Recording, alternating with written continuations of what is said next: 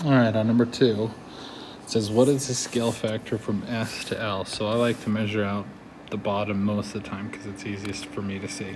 So on the bottom of S is 2. The bottom of L is 1, 2, 3, 4.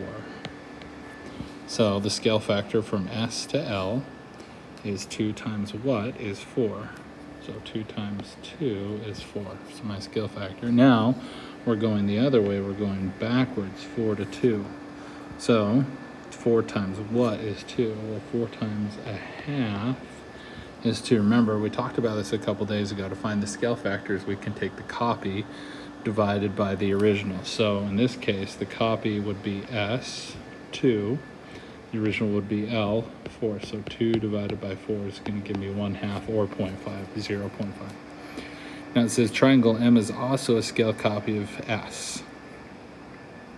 The scale factor from S to M is 3/2. What's the scale factor from M to S? Or S to M is 3/2. M to S is what?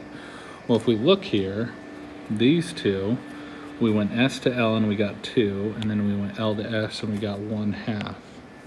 So 2 over 1 is the opposite or the inverse of 1 over 2. So you're just going to take this 3/2 and you're going to flip it over, so it's going to be 2/3. Okay, so if you go one way, it's 3/2. If you go backwards, you're just going to flip it, so it's going to be 2/3.